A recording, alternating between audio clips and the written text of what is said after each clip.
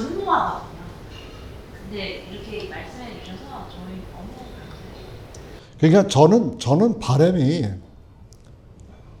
이제 한국도 이제는 이제 선진국의 계열에 들어섰다고 얘기하니까 그러면 선진국이라는 것이 무슨 뭐 방위산업이나 무슨 생활 상태 그런 것만 얘기하지 말고 이런 법들도 생각을 해가지고 좀 저는 그래요. 저 여기 있는 저 한국 정부에 계신 분들하고 좀 연결이 됐으면 좋겠는데 뭐 민주당이든 뭐 국민의힘이든 뭐 다른 당이든 간에 왜 그러냐면 이것이 여기에는 이런 이슈는요 좌우파가 없습니다. 이게 우리 모두의 문제예요. 더군다나 이제 한 시대가 변하려고 그러면 한 30년이 걸리는데 지금 우리 아이들이 지금 어린 아이들이 이 생각과 이런 것이 아직 이게 확정되지 않았을 때 아이들한테 바른 교육을 시키려고 하니까 그렇다고 그러면 어른들부터 생각을 바꿔야 되지 않겠느냐 이래요.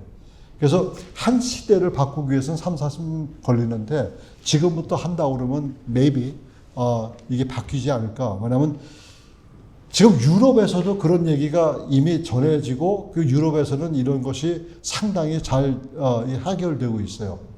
근데 그 이유가 뭘까 했을 때 이분들이 다 지성인이기 때문에 지성인의 생각을 하다 보면은 이게 이 생각이 자기가 원하든 원치 않든 이 이치로 따져봤을 때 옳고 그름을 거기서 판단을 한단 말이에요. 그래야 되는 거예요. 근데 이제 내가 이렇게 봤을 때 정당을 따라갔는가 아니면 어떤 분위기 그룹을 따라간다 그러면은 소망이 없어요. 그러고 보십시오. 지금 현재로 한국의 그 뭡니까 그 이제 그 저출산이 문제라고 생각을 했는데 요즘은 보고서를 보니까 많이 변했다고 해요. 많이 이제 나아져가지고 점점 아이를 낳는 기준으로 이렇게 되는 걸 보고 말이에요. 그리고 저희도 우리 집사람하고 저하고 여기저기 이제 여행 다니면서 봤는데 이제 가족 단위로 모든 게 이루어져요. 가족 단위로 식사하러 가고 가족 단위로 어디 공원에 나가고 가족 단위로 그냥 아빠가 그냥 그 돗자리 들고 아이스박스 들고 뒤에 아이들이 졸래졸래 따라가고 부인 저 뒤에 따라오고 그러고서 공원에 가는 거야. 그런 거 봤을 때 참 이제는 생각이 많이 바뀌어 가는구나라는 것을 긍정적인 표현을 보는 거예요. 자, 여러분들 이 내용은 제가 가지고 있는 그 책에 다 있습니다. 그러니까 그 책 한번 보시고요. 이게 잘 안 팔리니까 품절이 된 것 같아요. 그래서 어쨌든 제가 지금 이번에 책을 많이 못 가져온 이유 중에 하나가 짐이 많아가지고 못 가져왔는데 여러분들 나눠드린 거 그거 다고요. 혹시 만약에 이제 가을에 어떤 한 모임이 하나 만들어질 과정에 있는데 거기에 보통 한 3,000명 정도 오신다고 그래요. 그래서 저한테 기회를 주신다고 얘기하니까 제가 조금 전에 카톡을 받았거든요. 그랬더니 그때 좀 어떻게 출판사한테 얘기해가지고 더 한번 자판을 좀 또 찍었으면 그렇다고 그러면 이제 좋겠는데 이 제 책이 뭘 자랑하는 건 뭐냐? 자랑은 아니고 그 책은 실제 있었던 그 케이스대로 얘기하는. 아니 그 핑크색 책이 아니라 저 밖에 있는 제 책입니다. 예, 그거 말씀이에요. 그래서 그 내용을 여러분들 한 권씩 가져가시고요. 만약에 저 돈 없다고 하시면 폐 안 하셔도 돼요. 돈 없다면 폐 안 하셔도 되고, 그냥 좀 있는 분들에게 좀 나눠주시고, 그러면서 한번 이렇게 보시면요. 지금 여지껏 내용했던 게 꼭 동성애만 얘기한 것이 아니라, 여기에는 낙태도 있고, 동성애도 있고, 그 다음에 전도하는 거, 노방 전도하는 것도 있고, 그러니까 법과 관련해서, 노방 전도도 그렇잖아요. 노방 전도도 어떻게 노방 전도를 하느냐는 그 각 교회에서 다 해요. 근데 이제 우리 미국에서는 어디서 노방 전도가 가능하고 어디서 노방 전도가 가능하지 않느냐 그 내용을 제가 거기다 좀 적었습니다. 그래서 좀 보시고 좀 소개도 좀 해주시고 그럽니다. 또 질문 있으세요? 지금 한국에도 제가 결혼 주제 일을 하고 있었고요. 그럼 제가 변호사인데 난민이라든가 그런 쪽에는 이제 공이 크지 않은 그 법률 쪽에서 약간 돈으로 지원해 준 경우가 있을 수가 있어요. 근데 이제 말씀하신 것처럼 저도 제가 아는 분이 이제 저스틴가 해가지고 삼성 쪽에 법인이 있어서 그러니까 제가 같이 매주 수요일마다 이제 크리스찬 이제 초대해가지고 본 사무실에서 예배 드리면서 교제하는 시간을 이제 하고 있는데 말씀하신 대로 우리가 무슨 대표 통해서 처음 알았던 건데 아동 쪽에는 이제 대부분 정부나 국가가 이렇게 좋은 역할을 할 거지 악용할 거라는 생각을 거의 못 하고 있거든요. 그러다 보니까 이제 그렇구나 생각을 못 하고 있는데 근데 이제 말씀하신 대로 저는 피해자라든가 약간 이익단체 기능이 있다 보니까 그런 부분이 있어요. 한번 근데 이제 그쪽도 이제 그렇지. 네, 이런 걸 잘 모르니까 변호사님들 영역을 같이 기회가 되면 이제 목사님한테 좀 연결해서 좀 이해가 좀 하면 좋지 않을까 그렇죠. 제가 아까 말씀드린 대로 우리 태평양 법률협회의 그 변호사님들, 상임 변호사님들이요, 미국에서는 내노라 하는 변호사들이요, 굉장히 파워풀한 사람들이에요. 그러니까 그런 사람들이 모이고 그 밑에서 함께 그 사람들의 뜻에 합당한 사람들이 모여가지고 이런 단체가 만들어졌는데 그래서 이게 27년이라는 세월이 걸렸습니다. 네?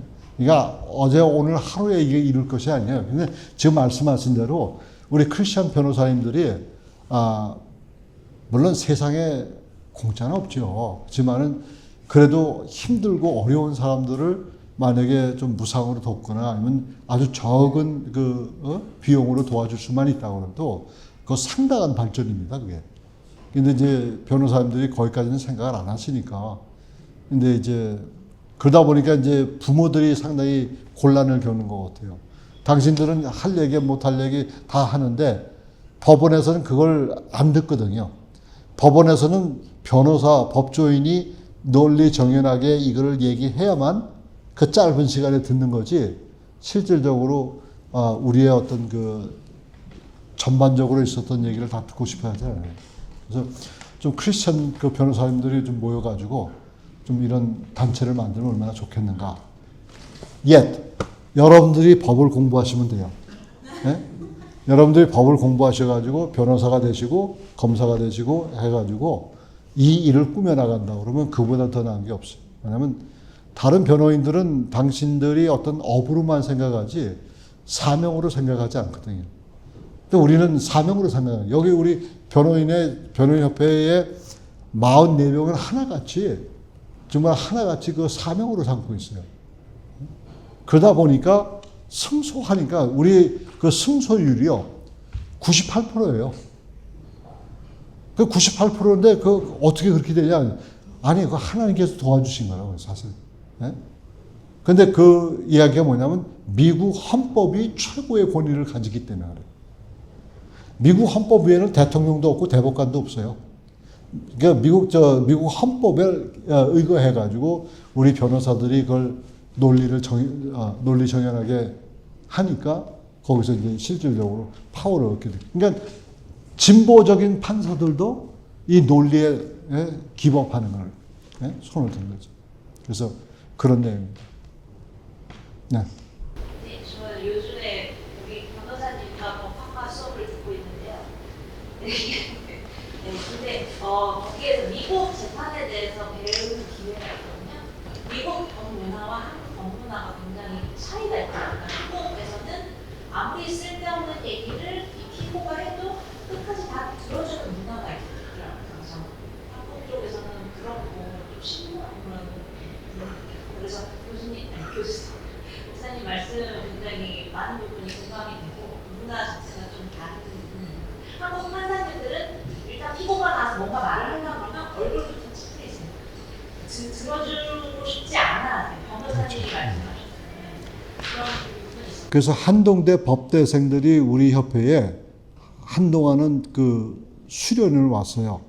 와가지고 6주, 2개월, 뭐 한 3개월, 어떤 사람은 6개월까지 이제 법대생들한테는 그런 기회를 주니까 그렇게 하고서 미국 변호사 자격증을 다 취득했죠.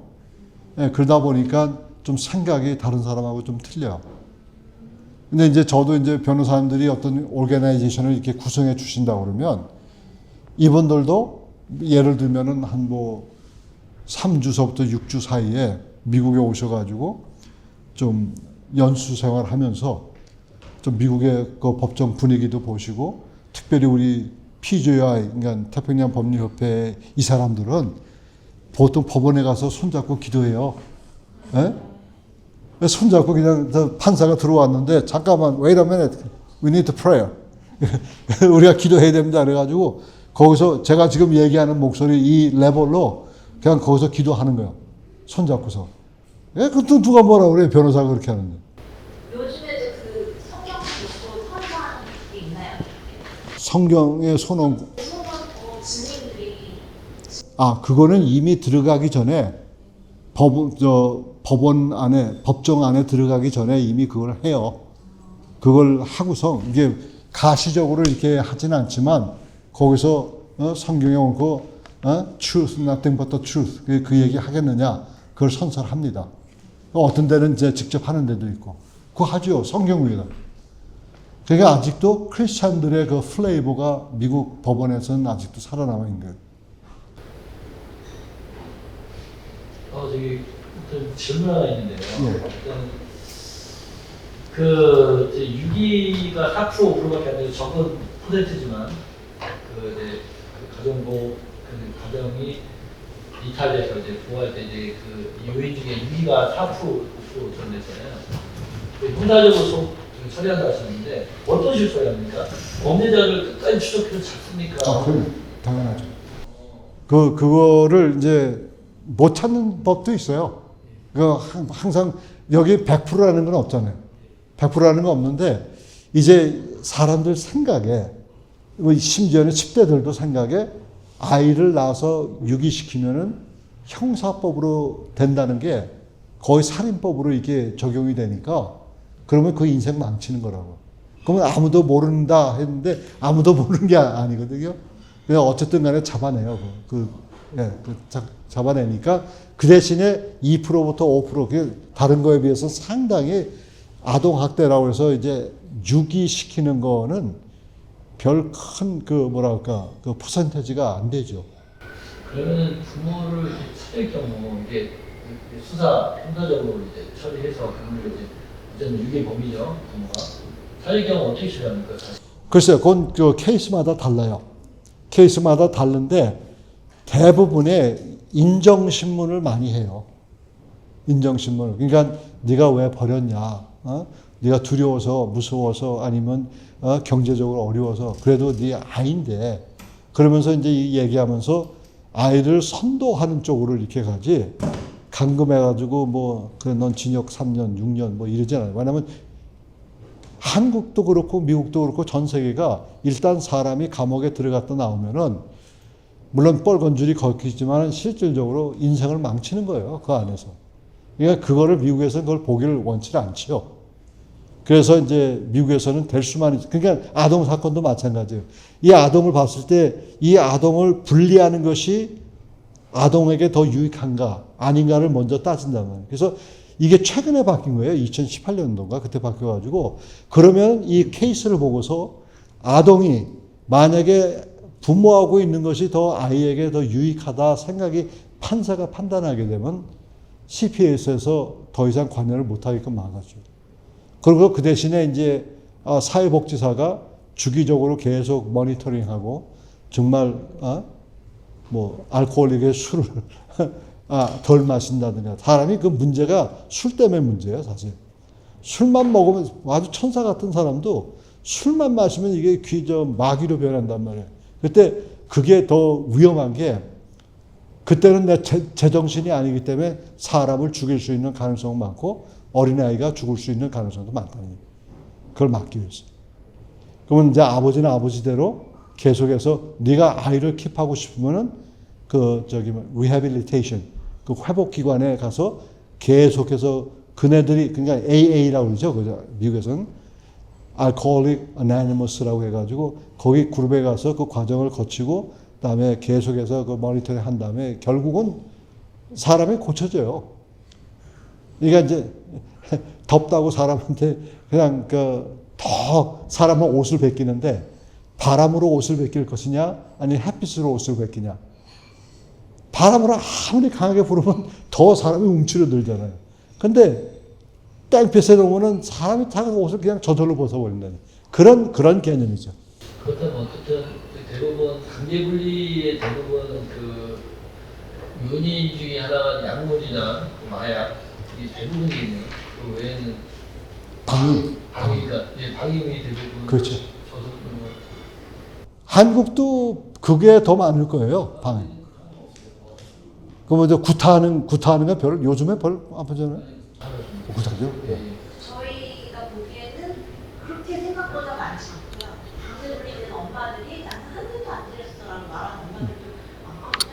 저는 좀 신기하거든요. 근데 나 한 대도 안 돼서 그게 안 통한다는 얘기예요. 안 통하네. 예, 그렇죠. 근데 그럴 때에 교회의 장로님이나 권사님이나 목사님들이 대안해 줄 수가 있어요. 이 사람은 구타할 사람이 아니다. 그러면 정상 참작의 가능성이 많아요. 예. 그래서 아까 말씀하신 것처럼 그 위기의 경우에 이제 경찰이 개입하고 있을 경우가 있는데, 그럼 이제 경찰이 개입했을 때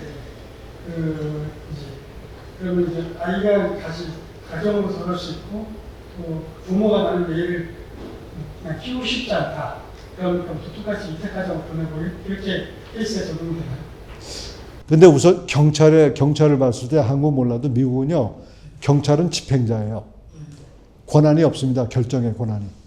그러니까 판사가 하라는 데 시키는 대로 하는 게 경찰이에요. 그러니까 이제 만약에 경찰은 이제 판사하고 얘기해가지고 부모가 뭐 이제 이제 티네이저 애 키우기 싫다 그러면 어답션으로 가버리는 거예요. 입양 가는. 예, 입양 시켜버리는 거예요. 예. 자기가 시키는다고 했을 때는 이제 그럼요. 완전히 입양시켜버리고. 그러니까 고등학생들, 티네이저들이 고등학생들이 임신하면은 걔네들만 있는 그런 학교가 있어요. 근데 그런 학교로 보내가지고 그러니까 거의 검정고시 비슷하게 공부시켜가지고 대학 진학할 수 있도록 애 낳고 한동안은 이 미국에서도 티네이저 프레그넌시가 한창 파퓰러 할 때는 남녀 학생들 보고 이 인형을 만들었어요. 베이비 인형을. 그래서 베이비 인형을 만드는데 이놈이 죄송합니다. 이름이라서 야가 시시때때로 막 울고 시시때때로 오줌 뒷거리 막 싸고 그렇게 만들었어. 그러니까 그거를 일주일 동안 데리고 다니면서 애 키우는 것이 얼마나 힘든지를 실제적인 실습을 시킨 거예요. 그래서 많은 학생들이 상당히 컨트랩션을 많이 사용할 때가 있어요. 그런데 이제 예를 들면 무슨 뭐 이것저것 사용하는 것보다는 가장 기본적인 것은 이 성경대로 말씀을 가리키면서 이 성에 대한 그 아름다움, 성에 대한 그 성경적인 가르침. 그래서 우리 협회에서 가장 강조하는 게 뭐냐면, 이건 또 다른 이슈인데, 교회 성소수자들이 교회에 와서 목사님한테 주례를 부탁했을 때, 내가 목사가 나의 신앙이 거기가 그렇게 너 신앙하고 다르니까 내가 너를 주례를 못 써준다. 그러면 소송이 들어와요. 그런데 이 교회마다 신조가 있어야 돼요. 하나님에 대해서, 성자 예수님에 대해서, 그 다음에 뭐 구원론, 교회론 뭐 이런 게 여기 중에 성경적인 결혼관과 인간의 성에 대한 성경적인 해석이라는 걸 갖다 신조에다 붙여놓잖아요. 그러면 우리 변호사들이 그 신조 위에서 변호를 하기 때문에 이길 수가 없는 거예요, 상대방이. 그러니까 이제 그거 때문에 제가 지난 12년 동안 한국교회 목사님들 다니면서 여러분들이 가지고 있는 그 바일러, 그러니까 한국말 잠깐 생각하는데 거기에 신앙 선언서에 분명히 이 두 가지 항목을 집어 삽입해라. 교회 정관에. 네, 정관에. 교회 정관에. 근데 교회 정관에 말고 무슨 교회 요람에게 이런 거 적어 놓으면 그건 효력이 없어요. 근데 교회 정관에 집어넣으면 교회 정관이라는 것은 이 교회의 생명과 같은 거 아니에요. 그러니까 이건 절대로 타협할 바가 아니기 때문에 미국 법정에서는 여기에서 under this basement, 그러니까 이 신앙 선언서에 입각해서 우리 변호사들이 거기서 담론을 해버리는 거죠. 변호를 하는 거예요. 그러면 그걸 이겨낼 수가 없는 거예요. 그렇죠. 심지어는 그 조그만 소상인들도 자기는 정관이 있어요. 정관 아니라 신앙 선언서가 있습니다. 그래서 이제 콜로라도에서 무슨 일이 있었냐면 이건 이제 그 성소수자라고 관계인데 빵집인데 그 동성애자가 자기네 결혼을 위해서 자기네 연합을 위해서 케이크를 만들어라는 걸 이 빵집 주인이 겸손하고 공정하게 옆에 사람한테 소개해주고서 옆에 빵집으로. 근데 이게 소송이 돼버린 거예요. 그것도 그 사람들이 소송한 게 아니라 이 콜로라도주의 법무장관이 그걸 대신 소송을 해버렸어요. 그러니까 근데 이 사람들은 맨 처음에 그 제과점을 설립할 때에 5가지 중요한 그 신앙 선언서를 했어요. 우리는 할로윈 케이크를 안 만든다. 우리는 동성애자 케이크를 안 만든다. 우리는 뭐 하나님 중심의 케이크 뭐 이리 쭉 5가지 해놨단 말이에요.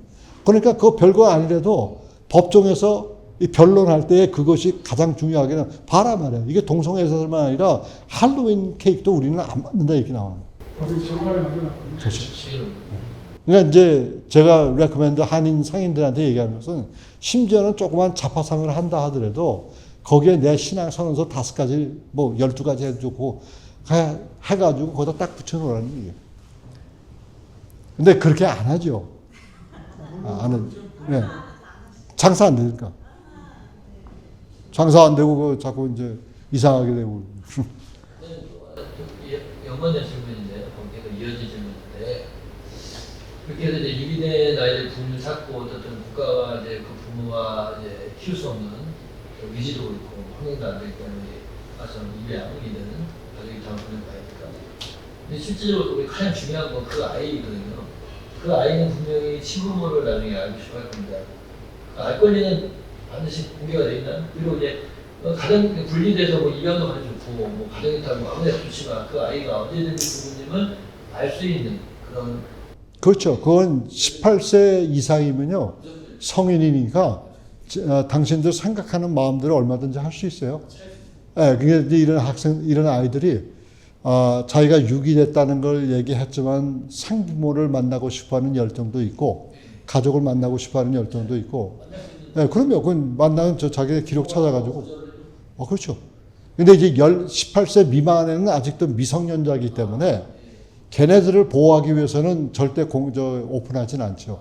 안다 하더라도 뭐 접근 금지법이라는 걸 만들어가지고 그거 못하게 해요.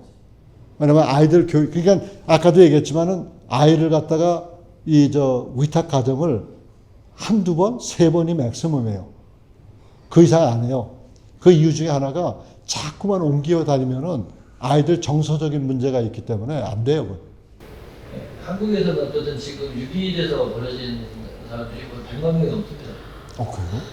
근데 그분들이 지금 여전히 부모님을 알고 싶지만 국가는 적극적으로 그걸 막고 있죠. 그러니까 그분들이 지금 그러니까 공화대 한혈표를 하거든요. 지금 나이가 50, 60, 70 죽기 전에 내가 부모를 보고 싶다. 죽기 전에. 그런 분들이 100만 명입니다. 그렇죠. 그거는 이제 그분들뿐만 아니라 또 이제 입양된 사람들도 똑같은 심정인데 이제 한 가지 우리가 좀 배려해야 되는 생각이 뭐냐면 부모가 버렸지만 과연 부모가 왜 버렸을까? 에?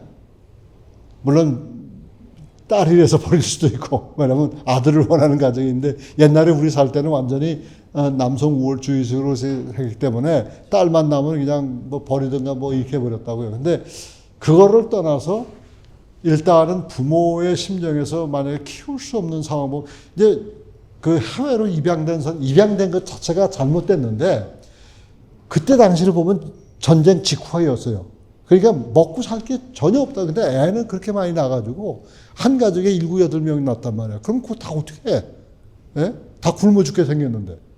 그러니까 부모 입장에서는 그래도 더 나은 환경 속에서 혹시라도 나가서 할 수 있으면 좋겠다. 그런데 이제 홀트사 이런 쪽에 있는 사람들이 베이비 비즈니스를 해버린 거예요.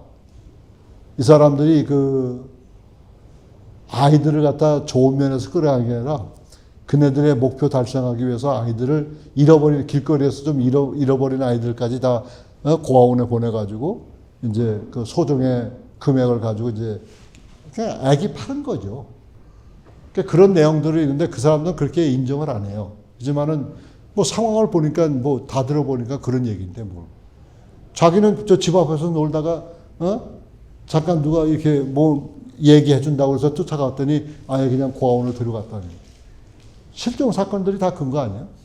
실질적으로 그렇게 잃어버린 아이들보다 정말로 버려진 어떤 이유가 있든 없든 버려진 아이들은 인생의 행복이 불가능하거든요. 그래요. 그 트라우마가. 솔직히 부모가 잃어버린 아이들은 그 아이는 부모가 잘못이 아니기 때문에 그렇죠. 일본 뭐 이제 아까처럼 그러니까 뭐 요즘 끝까지 가까이서 여기 어땠지 못해서 뭐 조금 실수가 있을지 몰라도 고의적인 어떤 유기가 아니기 때문에 그렇죠.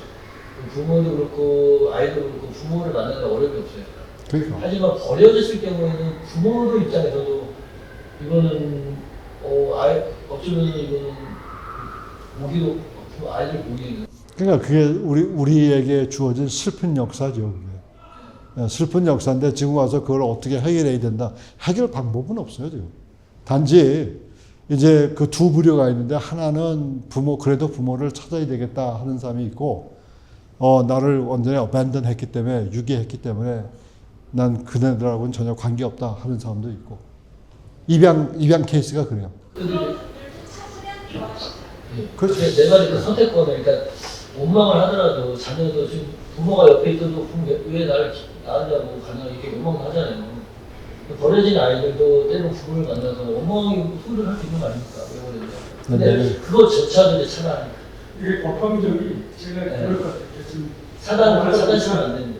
왜 간통법이 없어졌잖아요. 동성은 그렇지만 가끔 이제 버렸을 때 자녀들이 버린 입장에서 자녀가 와서 러브로 부모를 공격하거나 해코지할 수 있다라는 그런 인식도 있기 때문에 국가 입장에서 약간 그런 인식이 아니라지만 그런 부분이 있기 때문에 조금 조심스러워. 그러니까 이제 부모가 자식을 버릴 때는 그러한 각오까지 가져야 되는데 이 아이는 나를 원망할 텐데 그런데 그런 책임을 가져야 부모는 버릴 수 있다고 하는데 그 책임을 없이 그 책임을 국가가 떠안겠다는 거거든요. 국가가 책임져요.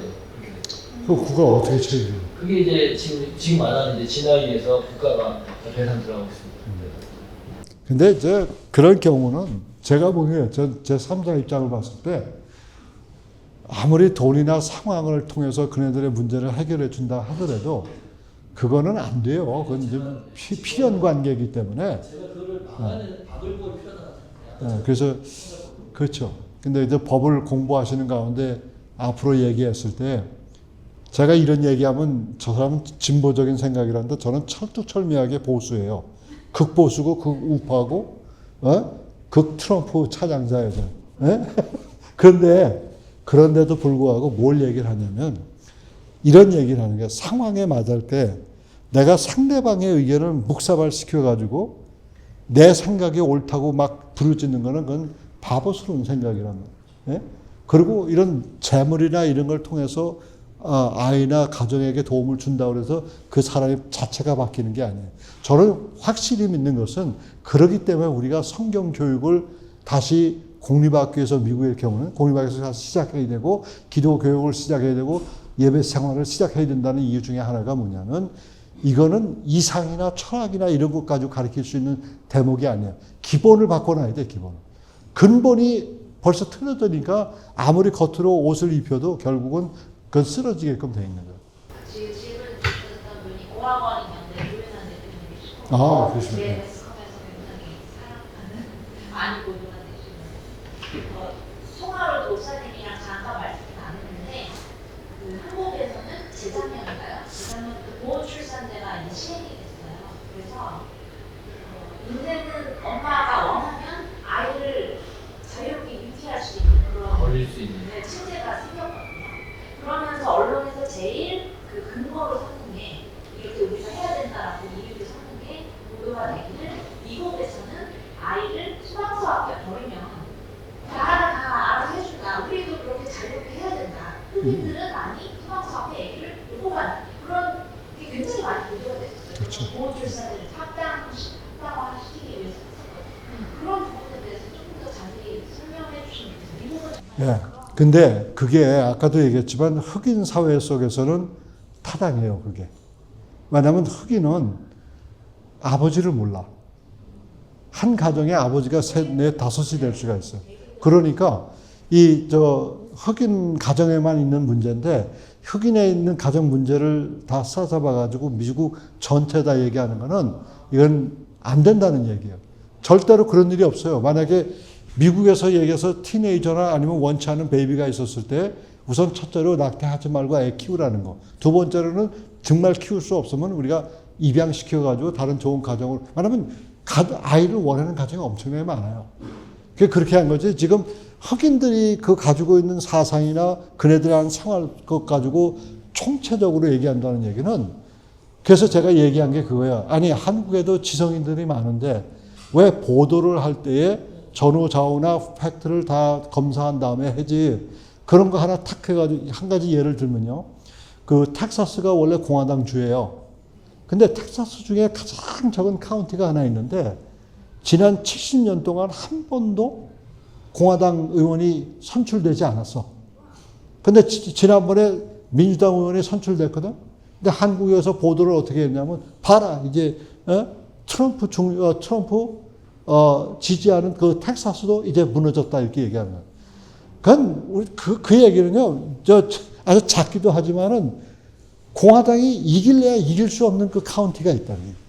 근데 그런 걸 가지고 극대화시켜가지고 이렇게 한다고 그러면 그래도 기자의 그 전문성을 봤을 때는 좀 편파적으로 보도한다고 이렇게 얘기할 수가 있겠죠. 기자분들도 모를 수 있어요. 모르죠. 모르고 하는 거죠. 그러니까 기자 보세요. 기자들이 대학 안 나왔습니까? 대학 안 나오고 기자 한 사람이 있어요? 없다고. 그러면 대학까지 나왔다는 얘기는 지성인이야. 그러면 지성인이 왜 전후 좌우를 살피지 않고 그렇게 얘기하냐. 근데 아까도 얘기했지만 그 미국에는 그 고아원 제도를 그 무너뜨린 이유 중에 하나가 집단적으로 아이들을 이렇게 하다 보니까 문제가 아이들 자라는데 그 성품이 실질적으로 많은 문제를 일으키니까 그래서 위탁가정으로 이렇게 전환했는데 그러면 위탁가정에 다니는 아이들이 다 옳게 자라느냐? 그건 아니에요. 거기도 문제는 있는데 그나마도 위탁가정은 엄마 아빠 역할하는 사람들이 있고 가정이라는 가족 단위가 있는데 그런 것 때문에 위탁가정이 많이 이제 형성이 되고 아직도 신청하는 사람이 엄청나게 많습니다. 그러니까 그 여러 가지 면에서 봤을 때 어떤 한 미국이 50개 주예요. 그리고 캘리포니아만 해도 남한의 4배나 되는 지역이란 말이에요. 그러니까 자동차로 샌디에고에서 저 위에까지 가려고 그러면요. 이틀이 걸려요. 쉬지 않고. 그러니까 한 생각해 보세요. 요즘에 서울, 부산을 계속 왔다 갔다 하는데 아무리 고속철 타고 왔다 갔다 하더라도 2시간 10분, 15분 그 부분 왔다 갔다 한단 말이에요. 그러면 동에서 서까지 이게 250마일밖에 안 돼요. 250마일이면 LA에서 라스베가스 가는 그 거리밖에 안 되는 거예요. 4시간 자동차로. 근데 그런 거를 미국은 이 자치주법이 있기 때문에 그래서 연방정부라는 게 위에 있는 겁니다. 우선적으로. 그래서 연방정부가 그 파워를 가지고 있기 때문에 결국 주정부에서 할 수 있는 게 한계가 있다는 얘기죠. 말씀하신 게 흑인이 아버지가 4명, 5명이라는 게 어떤 무슨 말씀? 그러니까 이제 그들의 성생활이 완전히 아버지가 애 낳고서는 떠나버려요. 그 사람들의 생각은 뭐냐면 어떤 전통적인 결혼관이 아니라 일단 함께 동거가 더 많고 동거하다 보니까 이제 먹고 이제 거기도 불쌍한 사람 많거든요. 일하지 않은 사람들이. 그러니까 그런 사람들이 일 때문에 다른 주로 가고 다른 가서 또 다른 가정을 또 만들고 그러니까 한 가정에 엄마만 이렇게 있으니까 엄마가 아버지가 다른 셋, 넷 다른 그런 가정이 있단 말이에요. 실질적으로 네. 그래서 실질적으로 저희 내외가 그때 어느 한 가정을 이제 가정에 아이를 돌봤거든. 걔가 흑인이에요. 조그만데 아주 똘똘하게 생겼어. 아주 귀엽고. 근데 걔하고 바로 형이 같은 한국 가정에서 걔를 둘을 형제를 입양을 했어. 엄마가 마약 중독자인데. 그래가지고 근데 다행히 아이들까지는 마약에 중독이 안 됐어. 그래서 그 두 아이가 형제가 따라왔는데 그 다음에 또 이게 다른 형제들이 또 이렇게 온 거라. 근데 그 원래 그 흑인 아이들의 엄마를 보니까 다른 남자들의 아이를 또 가지고 있었더라고요. 한 서너 명. 그러니까 그런 상황 속에서 이제 걔네들, 걔가 니콜라스인가? 아니야. 근데 걔하고 걔 형은 아주 잘된 경우예요. 한국인 2세 목사님 가정으로 이제 입양이 되는 거예요. 왜냐하면 그 사람들이 아이가 없는데 아이를 입양하고 나니까 애가 생긴 거야. 딸이 둘이야. 그러니까 이 친구들은요, 흑인이든 자기가 낳은 아이든 절대로 차이를 두질 않아요. 120%. 아주 똑같이 자기 아들 야단칠 땐 야단치고 상줄 땐 상주고 똑같이 자기 몸으로 난 아이라고 해서 더 이렇게 뭐 해주고 그런 게 없어. 그러니까 그만큼 좀 생각이 좀 선진적으로 발전했다고 얘기할 수가 있겠죠. 지금 말씀하신 거랑 관련된 거 같긴 한데 위탁 가정은 미국에서 이제 문제가 생기긴 하잖아요. 그러면 그거를 일단 위탁 가정을 아이를 보내주면 모니터링을 하는 거예요. 문제가 생기면 이제 그렇죠. 그러니까 이제 예를 들어서 이제 한 가정에 위탁 가정에서 이제 아이가 맡겨지잖아요. 그냥 맡기고선 나 몰라라 하는 게 아니라 이 사회복지사가 계속 모니터를 해요.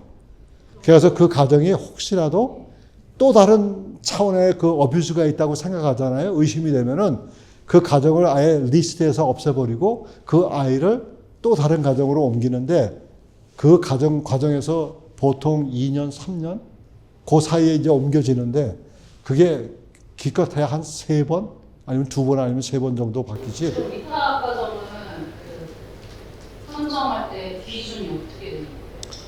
그러니까 그 기준 때문에 이제 소송이 이제 일어나는 경우도 있어요. 근데 이제 사회복지사들이 자기네가 가지고 있는 그 리스트가 있어요. 예? 우선 재정적으로 좀 이제 적당한 위치에 와 있어야 되고, 그 다음에 사람들의 그 인품 조사까지 해요. 성격 조사까지. 그래가지고 성격 조사하고, 그 다음에 이제 그 여러 가지 집안 사정, 또 주위 환경. 그러니까 그 사람들도 그 다른 사람에게 레코멘데이션, 그 추천서를 많이 받아요. 그래서 엄선합니다. 엄중하게 결정해가지고 당신들 판단에 여기다 아이를 맡겨도 괜찮겠다. 그러면 이제 하는데, 그걸 반대로 해가지고 동성애자들이 이제 크리스찬 가정이 아이를 이렇게 포스터 홈 한다 그러니까 이걸 정부에서 반대시켜버린 거예요. 안 된다. 아니면 얘를 독선적으로 키우면 안 된다. 이런 얘기예요. 근데 그게 아니잖아요.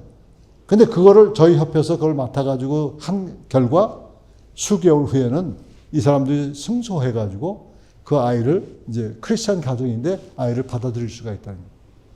미국은 아까 사회복지사는 서비스로만 지금 나왔는데 그 상담 관련해서는 한국에서는 학교마다 A클래스 지금 완전 이제 포화 상태고 홍보도 이제 교육청에도 대대적으로 하고 있는데 이제 결정적으로 상담 내용이 저희가 뭔가 필요한데도 불구하고 일단 신고가 되면은 그게 비공개로 해갖고 학교 권한으로 아예 이제 볼 수가 없거든요. 그렇죠. 대개서 요청해요. 근데 이제 미국 같은 경우는 상담은 무관하게 다 뭐 학교에 상주가 있나요?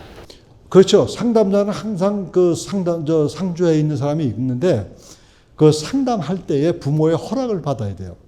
그러면 상담 일치 같은 경우는 그거 어때요? 저희 같은 경우는 이렇게 불리한 경우 우리한테 뭐 도움이 되든 안 되든 일단 뭐 요청을 할 수 있다고 했는데 일단 신고되면은 그런 권한이 다 사라지고 만약에 무혐의가 나와도 안 주거든요. 그거는 그냥 학교 권한이 있어서 주지 않아요. 절대 그렇지 않아요. 미국에는 자녀의 권한은 부모가 가지고 있어요. 근데 이제 아동 학대로 보고가 되잖아. 그러면 미국도 그렇고 한국도 그렇고 부모 말 안 들어요.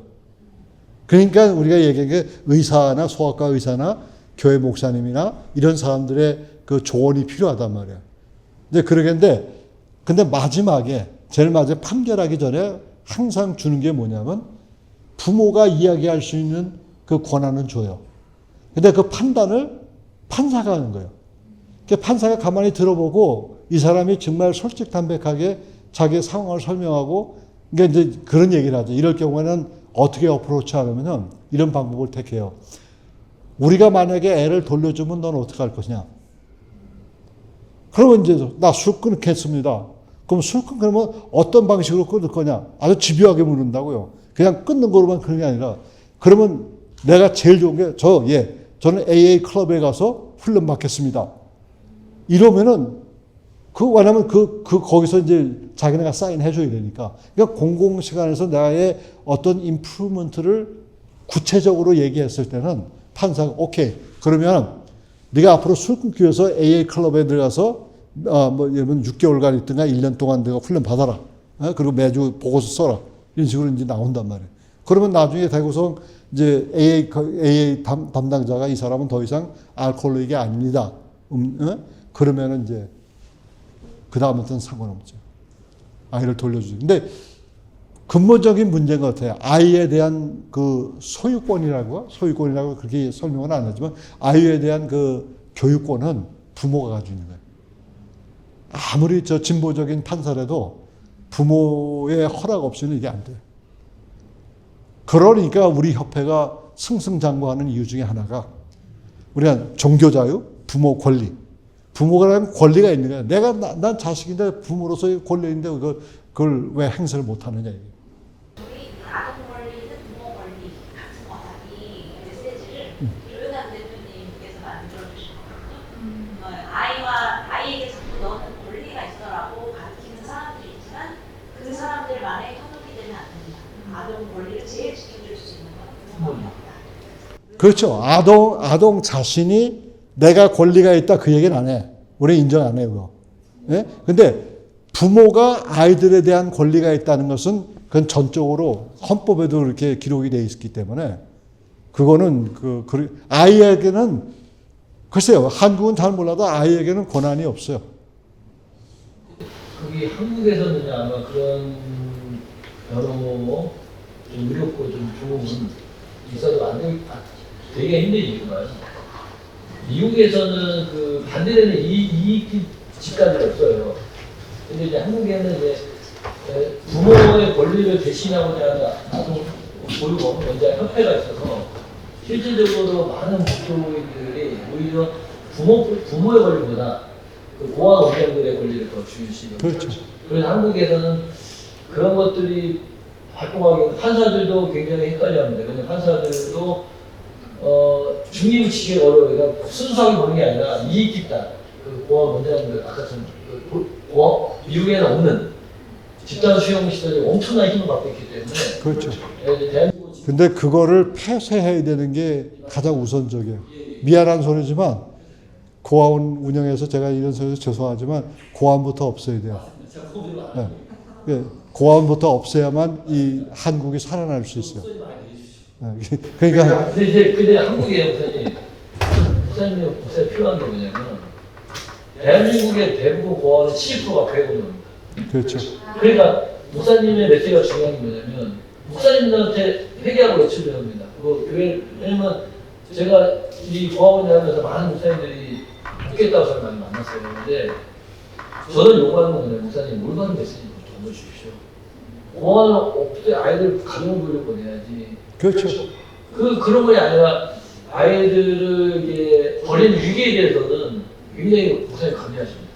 근데 저는 그 같은 목사 입장에서도 그분들하고 반대예요. 왜냐하면 그분들이 복음만 전하면은 기본적인 게 해결되는데 이분들이 목회하면서 사이드를 뭔가 자꾸만 만들어내야 되는 의식 속에서 보니까 우리 고아원도 도와야 되고 노인협회도 도와야 되고 뭐 선교도 해야 되고 이거 해야만 이 소위 업적이 쌓여지다 보니까 거기에 하다 보니까 순수한 교회의 역할을 망각해 버리는 거예요.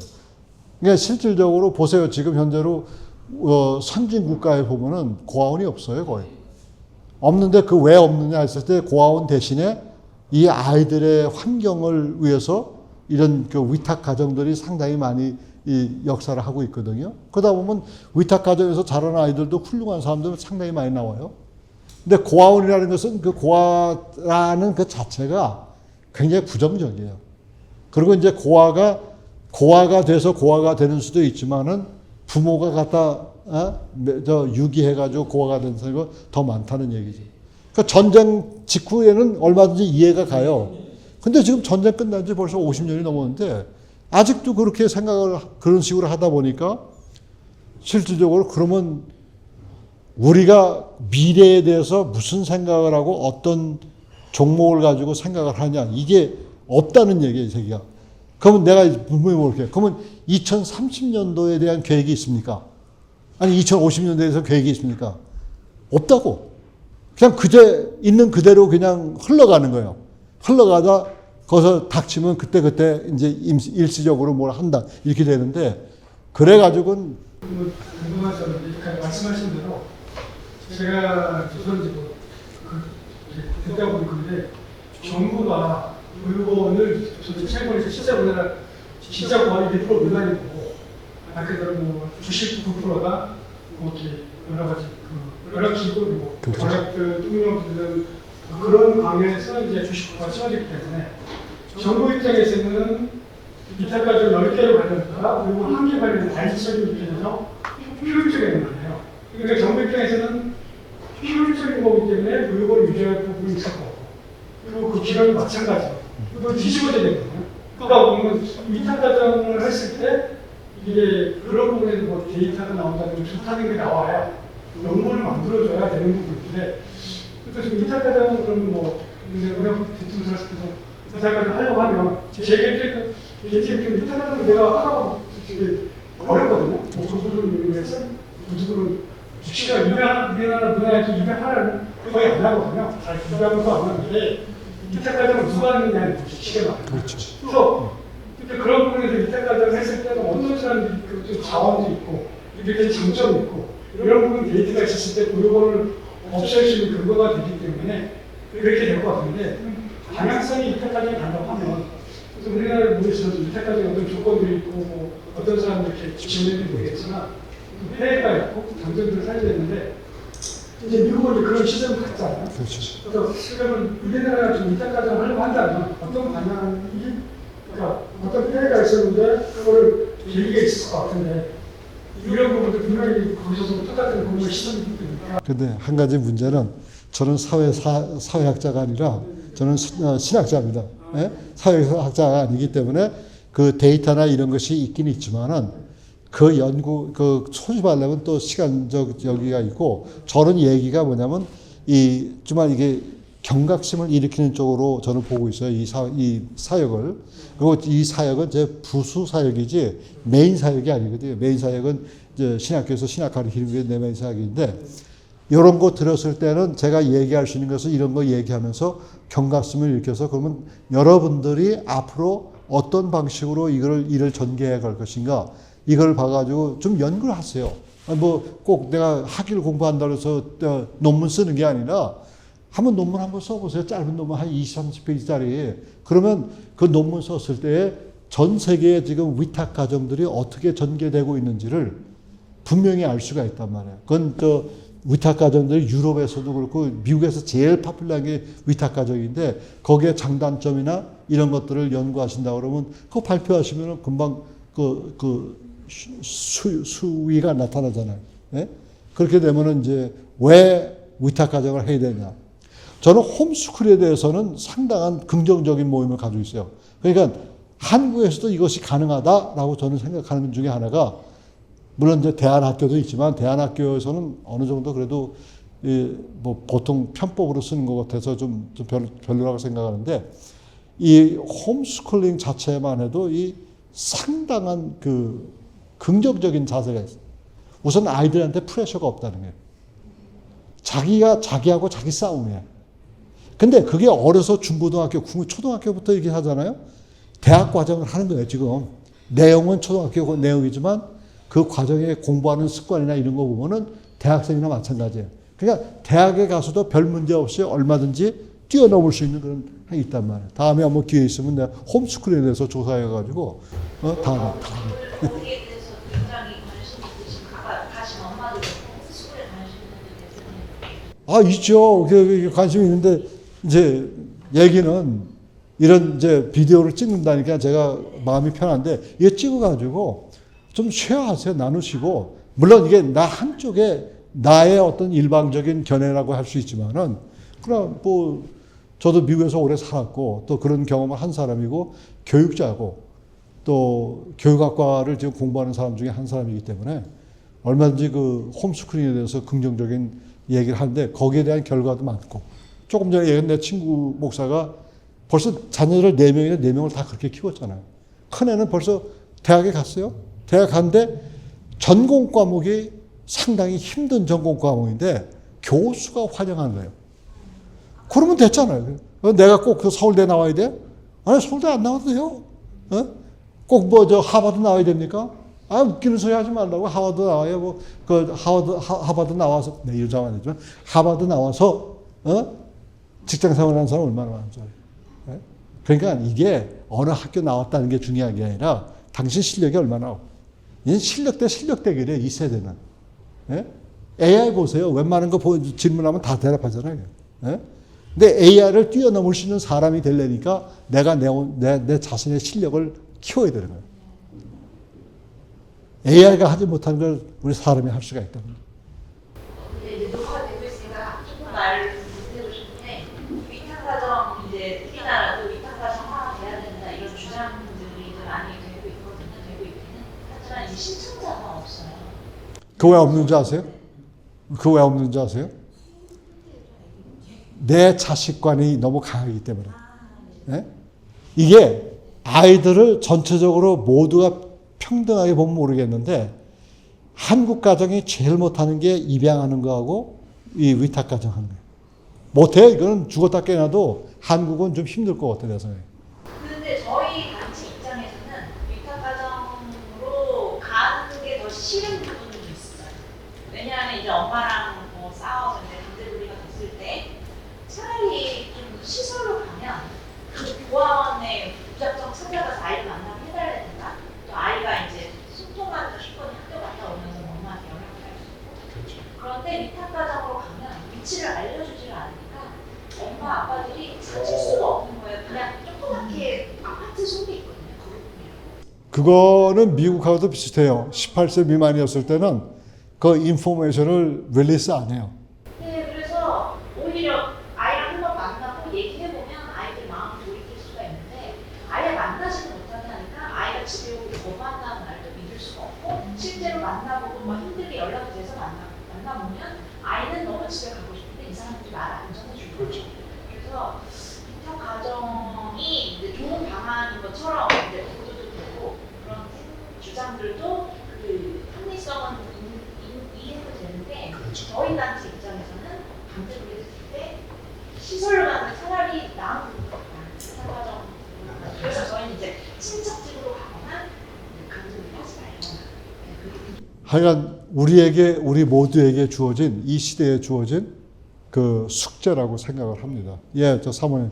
혹시 한국은 그렇게 만약에 이제 이렇게 뛰어서 부모하고 가잖아요. 그러면 그 소셜 월커가 소셜 월커가 아버전이라고 있어요. 계속적으로 이렇게 조사를 하나요? 가서 아이들도 만나서 어떻게 지내니 뭐 네, 이런 거 해요. 그리고 팔로우업을 하고 있어요. 아이를 따로 시설에 가서 아이를 만나고 네. 또 부모를 또 매달 만나거나 만나서. 뭐 매주 만나거나 하는데 그렇게 할 때마다 지원금이 나온다는 설이 있고 그렇게 따로따로 만나면서 이간질을 하죠. 소셜 월커가 네. 그리고 아버전 아이들한테는 그러니까 자기 그 시설 아이들한테는 부모님이 아주 화나 있어.